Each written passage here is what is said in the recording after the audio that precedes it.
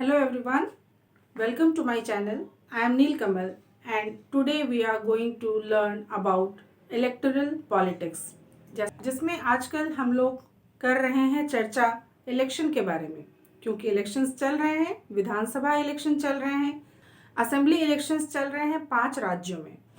और जहां मैं हूं ये उत्तर प्रदेश है, जहां पे 4 चरणों का चुनाव संपन्न हो चुका है और 5वें चरण का चुनाव अभी बाकी है, 5, 6 और 7। तो इस तरह से इलेक्शन की यात्रा हो रही है और साथ ही साथ हमारे चैप्टर में जो सब टॉपिक्स हैं उनका भी कॉन्सेप्ट क्लियर किया जा रहा है। तो उस चैप्टर के माध्यम से, जिसका नाम इलेक्टोरल पॉलिटिक्स है, जो क्लास 9th में डेमोक्रेटिक पॉलिटिक्स बुक का हिस्सा है, उसके बारे में हम पढ़ रहे हैं और साथ ही साथ एक अवेयरनेस जगाने की भी कोशिश की जा रही है, ताकि बहुत सारे ऐसे आम लोग हैं, कॉमन पीपल हैं, जिनको इलेक्शन के बारे में बहुत कुछ जानकारी अभी भी नहीं है। तो आप मेरे इस वीडियो को जरूर देखिए, लाइक कीजिए, शेयर कीजिए और पसंद आए तो सब्सक्राइब जरूर कीजिए। सब्सक्राइब करने से क्या होगा? बहुत सारे स्टूडेंट्स हैं जो बार बार किसी पर्टिकुलर चैप्टर के बारे में रिक्वेस्ट डाल रहे हैं और मेरे लिए वो 2-4 रिक्वेस्ट भी बहुत ज़्यादा है और मैं चाहूँगी कि मैं उन चैप्टर्स को भी अपने स्टूडेंट्स के लिए, उन चैप्टर्स के जो कॉन्सेप्ट हैं उनको भी क्लियर करूँ। लेकिन ये बात और भी अच्छी रहेगी जब ये वीडियो ज़्यादा से ज़्यादा लोगों तक पहुँचेगी, क्योंकि मेरा ये मानना है कि जो हमारा डेमोक्रेटिक पॉलिटिक्स है या जो SPL हम छोटी क्लासेस में पढ़ते हैं 6 to 8 में, उसमें जो बातें हैं वो हमारे आसपास की हैं, है ना, सोशल एंड पॉलिटिकल लाइफ, जैसा कि नाम से ही पता है, और डेमोक्रेटिक पॉलिटिक्स। तो इसमें क्या है कि जो हमारे आसपास का चीज़ है, जो हमारे राजनीति का हिस्सा है, उसके बारे में हमारे डे टू डे की चीज़ें हैं जो हम देखते तो हैं पर हम सोचते नहीं और हम जानते नहीं। तो आप यदि मेरे वीडियोस को देखेंगे तो उन सब के बारे में भी चर्चा होगी और आप बहुत ही बेहतर तरीके से जो राजनीतिक व्यवस्थाएं हैं उनको समझने में सक्षम होंगे। तो इस इलेक्शन की यात्रा करते करते हम पहुंच आए थे कोड ऑफ कंडक्ट तक। कोड ऑफ कंडक्ट को मैंने पिछले वीडियो में क्लियर किया था और कोड ऑफ कंडक्ट के बाद क्या होता है, कैंपेनिंग हो गई थी कोड ऑफ कंडक्ट का पालन करते हुए, और इसके बाद आता है पोलिंग डे, एग्जामिनेशन डे, जिस दिन वोटिंग होती है। तो वोटिंग कैसे होती है ये सवाल उठ सकता है। हालांकि आप लोगों ने भी देखा होगा, बहुत कॉमन सी बात है, टीवी में भी देखते हैं, रेडियो पे भी सुनते हैं। तो ये पोलिंग बूथ जो होता है जनरली किसी सरकारी ऑफिस में या जो स्कूल्स हैं उसमें बनाया जाता है पोलिंग बूथ, जहां पे जाके जो एलिजिबल वोटर्स हैं, यानी जिनकी उम्र 18 साल या उससे अधिक है, वो वोटिंग करते हैं, पोलिंग करते हैं। इस दिन को पोलिंग डे या इलेक्शन डे भी कहा जाता है। अब बात आती है कि पोलिंग करते कैसे हैं। तो बहुत पहले की यदि बात करें तो पहले क्या होता था कि बैलेट बॉक्स हुआ करता था और बैलेट पेपर हुआ करता था। तो बैलेट बॉक्स कैसा होता था, यदि कभी आप मंदिर गए होंगे तो आपने देखा होगा कि एक दान पेटी होती है। उस दान पेटी में एक होल बना होता है ताकि हम उसमें से सिक्का या रुपया उसमें डाल सकें। कुछ इसी तरह का बॉक्स होता था जिसे बैलेट बॉक्स कहते थे, और बैलेट पेपर जो होता था वो पेपर के ऊपर होता था। ठीक है, तो दरअसल एक पेपर होता था जिसके ऊपर कैंडिडेट्स के नाम लिखे होते थे जो कि इलेक्शन कॉन्टेस्ट कर रहे हैं। वो जिस पार्टी को बिलोंग करते हैं उनका चुनाव चिन्ह बना हुआ होता है और उसे फिर बैलेट बॉक्स में डाला जाता था। तो इसी तरीके से चुनाव चलता था। लेकिन हुआ क्या कि इसमें बहुत सारी परेशानियां आने लग गई, क्योंकि कई बार होता था बूथ कैप्चरिंग हो जाती थी, बूथ जो होता था वहां लूट हो जाती थी और बूथ का जो बॉक्स होता था, बैलेट बॉक्स जिससे कहते हैं, उसे लेके चले जाते थे और इस तरह की अव्यवस्थाएं हो जाती थी। इस तरह का मैल प्रैक्टिसेस होता था।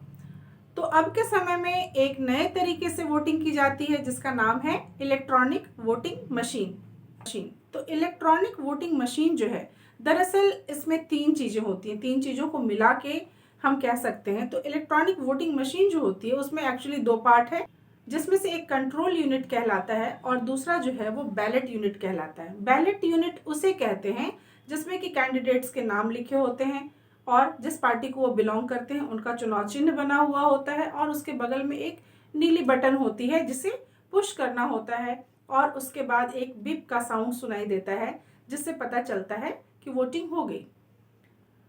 और इसके बाद एक और नया कॉन्सेप्ट हुआ है जिसे हम कहते हैं VVPAT. VVPAT means voter verified paper audit trail. Once again I am repeating, voter verified paper audit trail. तो ये क्या है, ये वीवीपैट क्या है? वीवीपैट एक नया कॉन्सेप्ट है जिससे कि पता चलता है कि वोट किस पार्टी को दिया गया है।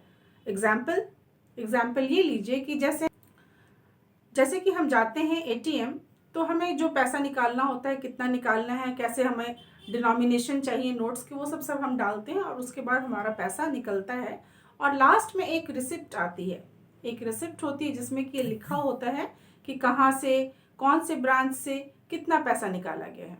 ठीक है, कुछ इसी तरह का कॉन्सेप्ट है इस वीवीपैट में। इसमें क्या होता है कि जो कंट्रोल यूनिट और बैलेट यूनिट जो है वो एक कटघरे में रखते हैं। तो जो कंट्रोल यूनिट है जिसे ईवीएम कहते हैं, और जो बैलेट यूनिट है जिसमें कि कैंडिडेट्स के नाम और चुनाव चिन्ह बने होते हैं, इन दोनों को जनरली एक जगह पे रखते हैं जिसे वोटिंग कंपार्टमेंट कहते हैं। और इससे सटा कर ही रखा जाता है वीवीपैट, जो कि एक मशीन होती है। तीनों तार से कनेक्टेड होते हैं, ठीक है, एक दूसरे से कनेक्टेड होते हैं। तो यहाँ पे जो वोटिंग की जाती है, जिस बटन को दबाया जाता है, उसका प्रिंट आउट आता है वीवीपैट में। और जैसे कि एटीएम में जो रसीद निकलती है उसे लेके हम घर जा सकते हैं, वीवीपैट में जो रसीद निकलती है वो लेके आप घर नहीं जा सकते हैं। ठीक है, तो कई बार आपने देखा होगा कि बहुत सारी बातें उठती है कि ठीक है वोटिंग मशीन खराब था, ईवीएम खराब था, ऐसा था वैसा था, बहुत तरह की चीजें आती है। जब कभी भी कोई एक पार्टी दूसरी पार्टी से जीतने लगती है तो इस तरह के मैल प्रैक्टिसेस की आरोप लगाती है दूसरे पे। पर दरअसल जब आप ईवीएम को समझेंगे तो आप देखेंगे कि ये इतने साइंटिफिकली तरीके से तैयार किया जाता है कि इसमें ऐसी कोई गुंजाइश नहीं होती। तो क्या होता है आखिर ये ईवीएम, इलेक्ट्रॉनिक वोटिंग मशीन? तो ये इलेक्ट्रॉनिक वोटिंग मशीन क्या है? तो ये इलेक्ट्रॉनिक वोटिंग मशीन जो है ये दरअसल वन टाइम प्रोग्रामेबल चेक के द्वारा तैयार किया जाता है। इसे ना तो इंटरनेट के द्वारा एक्सेस किया जा सकता है, ना इसे यूएसबी के द्वारा एक्सेस किया जा सकता है, ना इसे वाईफाई के द्वारा एक्सेस किया जाता है, और ना ही किसी यूएसबी डिवाइस के द्वारा एक्सेस किया जा सकता है।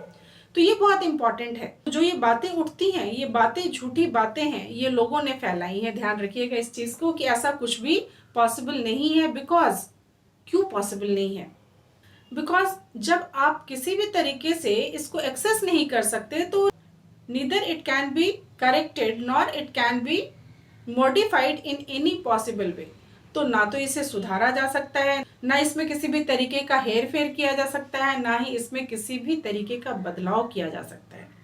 दूसरी बात की जो मैंने आपको कही कि ठीक है एक वोटिंग कंपार्टमेंट होता है जहां पे जाके वोटिंग की जाती है, तो भाई साहब आप किसी के साथ भी जाइए, कितने भी रिश्तेदारों के साथ आप जाइए वहां पे वोटिंग करने के लिए, लेकिन मित्र हो, दोस्त हो, सारे लोग हो आपके साथ, एक हुजूम हो जब आप वोटिंग करने के लिए जाइए।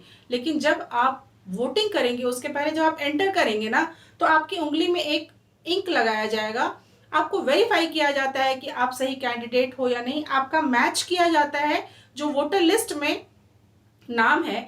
तो आपके जो आईडी आप लेके गए हो, चाहे कुछ भी आईडी हो, फोटो इंपॉर्टेंट है, मैंने पहले भी बताया था, उस आईडी को मैच किया जाता है कि आप सही व्यक्ति हो या नहीं हो। मैच होने के बाद आपकी उंगली पे एक इंक लगाया जाता है, निशान लगाया जाता है, और इसके बाद आपको भेजा जाता है वोटिंग कंपार्टमेंट में, जहां आपको सारे मित्रों, सारे रिश्तेदारों को किनारे छोड़ के अकेले जाना होता है और वोटिंग करनी होती है। अपने उस राइट का इस्तेमाल करना होता है, अपने उस कॉन्स्टिट्यूशनल राइट का इस्तेमाल करना होता है, जिसके लिए बहुत लड़ाई लड़ी गई थी और बहुत मुश्किल से मिली थी। बाकी देशों में, हमारे देश में तो बस 1951 में जैसे ही संविधान बना था, हमें सभी को ये राइट इक्वली मिल गया था बिना किसी डिस्क्रिमिनेशन के।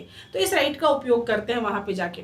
अब वहां पे जाके जब उपयोग करते हैं तो वीवीपैट भी वहीं पे लगा हुआ है, जिसमें कि आप देख भी सकते हैं कि आपने किस पार्टी को वोट किया। एक और इम्पॉर्टेंट बात है कि जितने भी कैंडिडेट्स होते हैं ना, जो इलेक्शन फाइट कर रहे हैं, जो इलेक्शन कॉन्टेस्ट कर रहे हैं, उन सभी के एक एक एजेंट भी वहां बैठे होते हैं, ये इंश्योर करने के लिए कि भाई किसी तरह की मैल प्रैक्टिसेस यहाँ पे ना हो, किसी भी तरीके की धांधली यहाँ पे ना हो।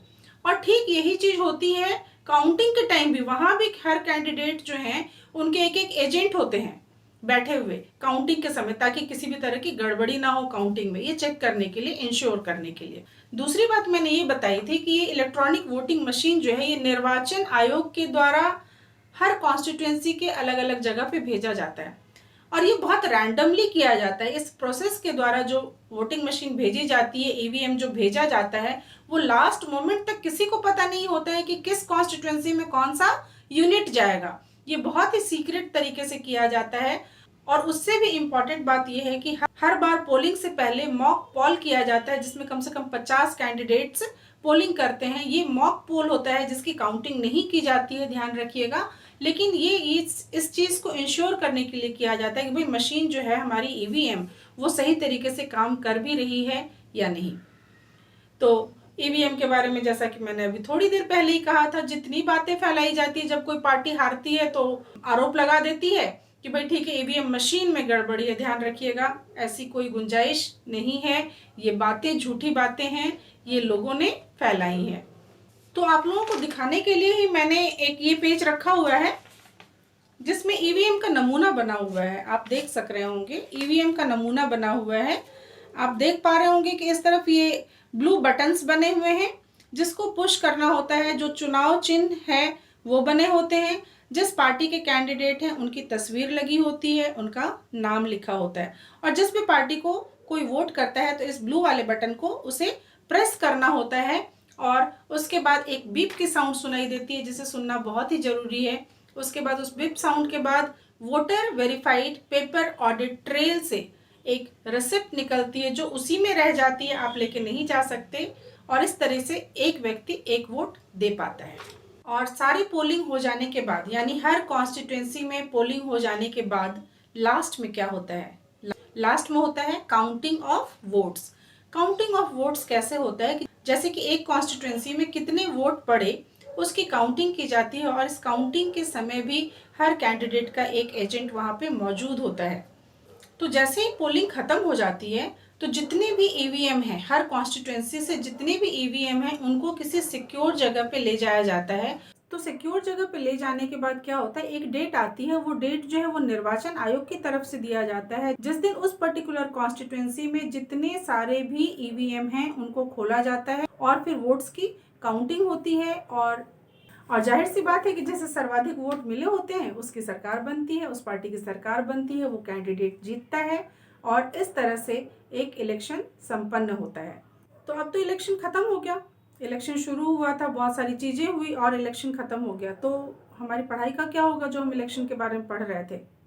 अभी बहुत सारी चीजें बाकी हैं, बहुत सारे सब टॉपिक्स बातें और बहुत सारी छोटी छोटी इलेक्शन से जुड़ी हुई बातें हैं जो अभी बाकी हैं।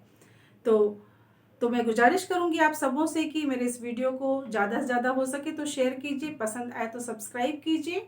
और इसी तरह से मैं अभी इलेक्शन ख़त्म नहीं हुआ है, 10 मार्च को काउंटिंग है, तब तक ये चलते रहेगा। ध्यान रखिए and keep watching. Bye bye.